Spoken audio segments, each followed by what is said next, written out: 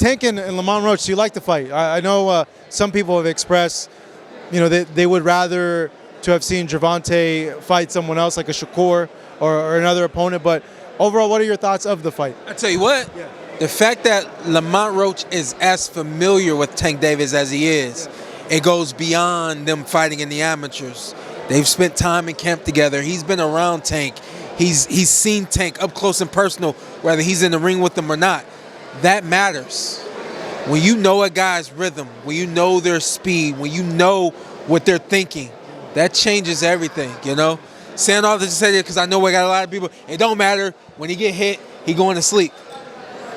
Just wait for it. This might be a fight until he gets hit. And again, he's tasted that before. So if he gets hit and he doesn't go away, we got a fight on our hands, I think it's a good fight. I think that there's better fights for Tank Davis, but this is a good fight for him.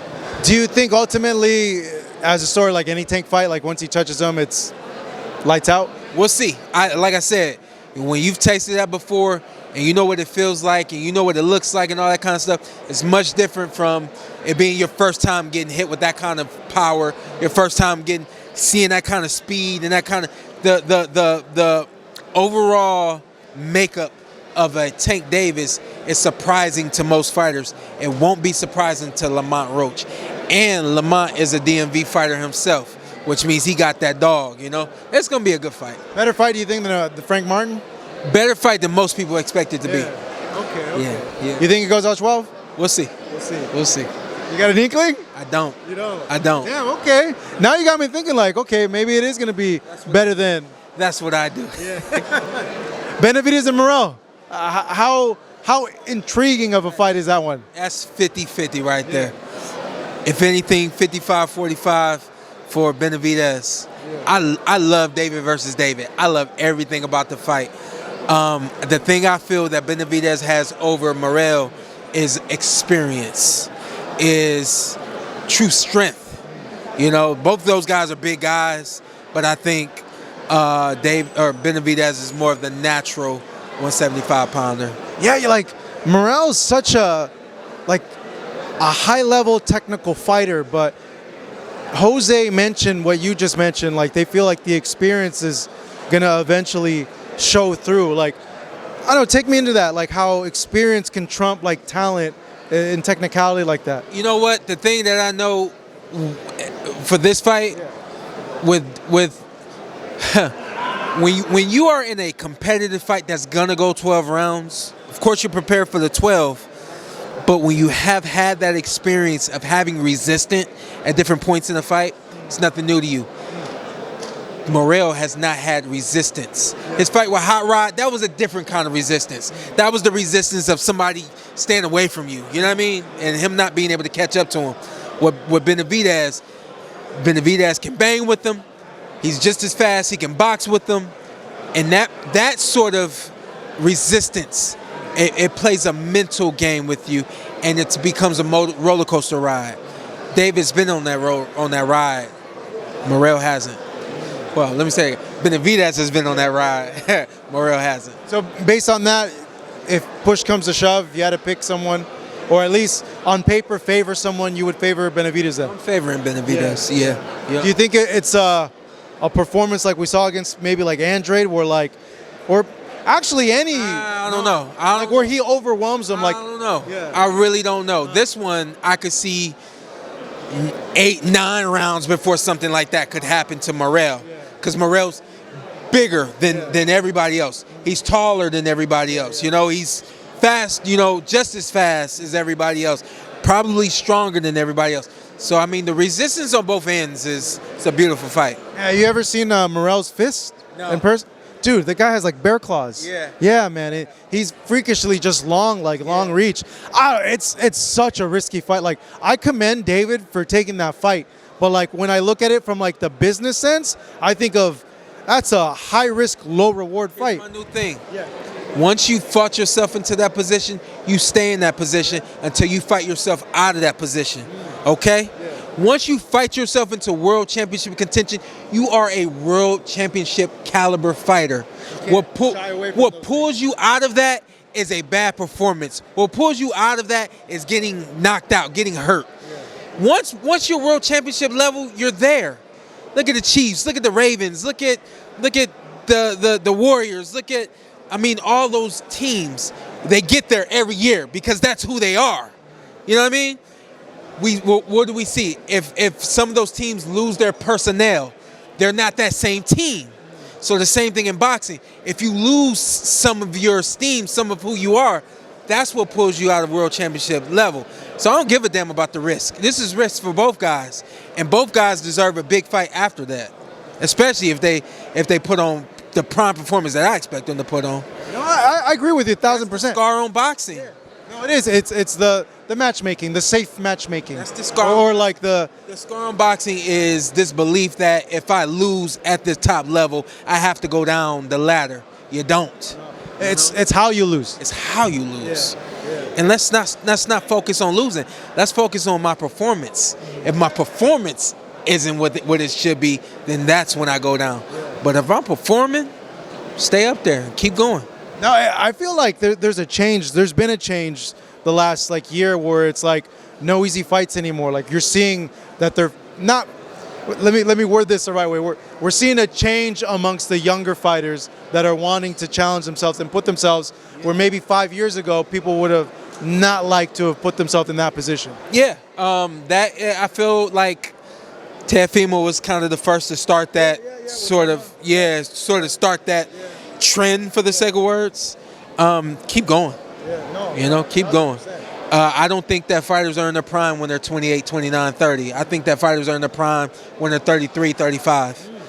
So the building process should be much quicker than it has been in the history of boxing. And I think that fighters should stay at that top level much longer than a lot of them do when they lose or if they should lose. Yeah. What do you think when a fighter mentions retirement? In your eyes, Gervonta mentioning that he wants to end his boxing career by the end of 2025.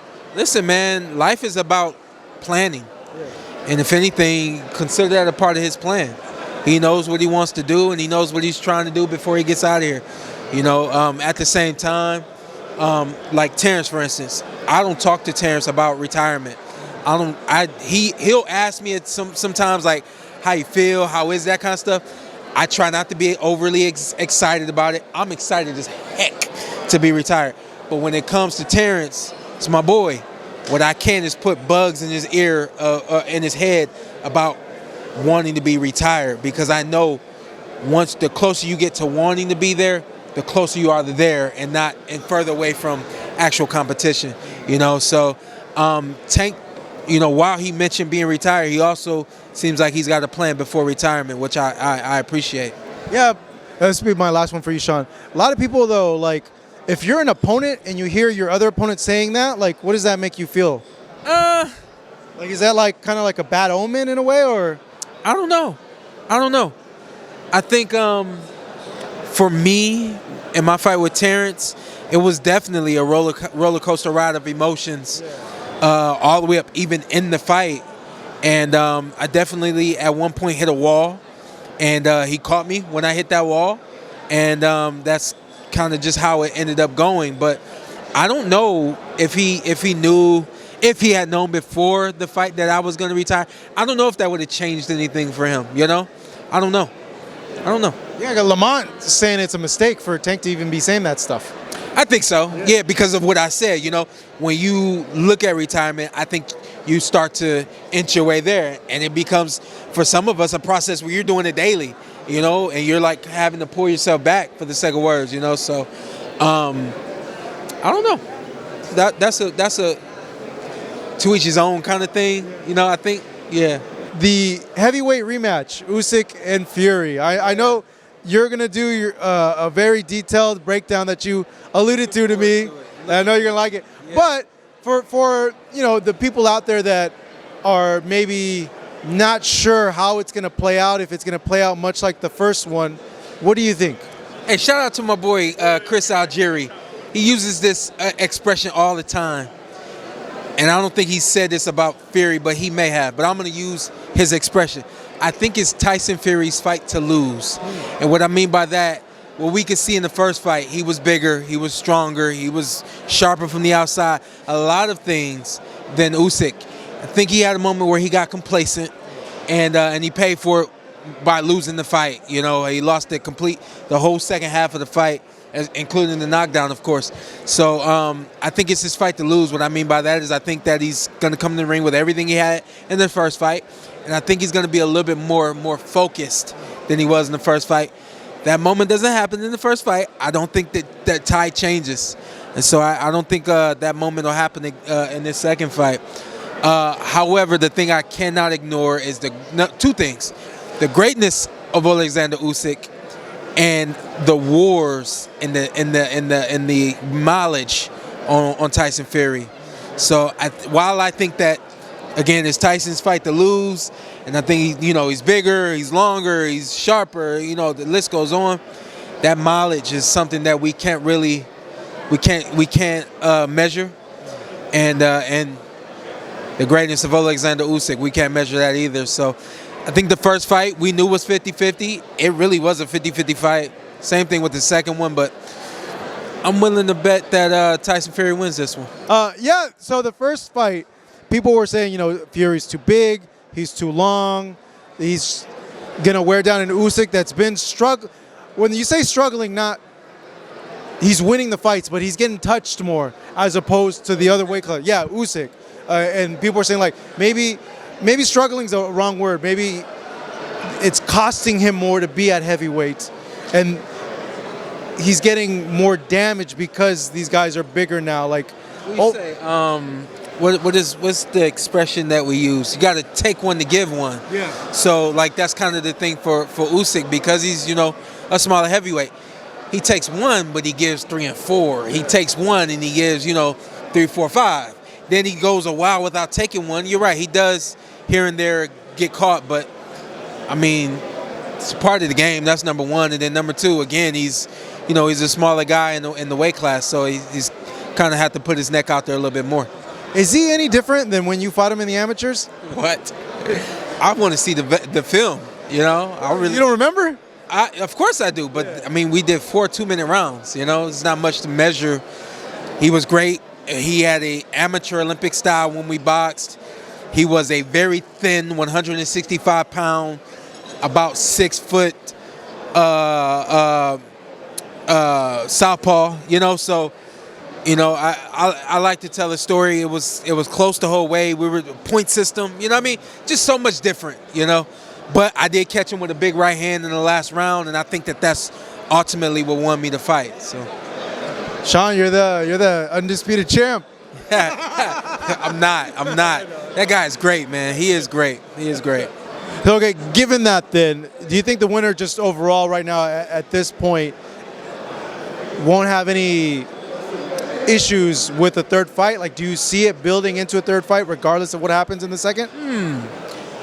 Ooh, that's a great question. I mean, if the second fight goes the exact same as the first fight, then I don't think it makes sense. Tyson comes out and shows his best self, wins it decisively. Yeah, we're looking at a trilogy. He had a trilogy with Wilder. We can't measure that mileage. That's a real thing.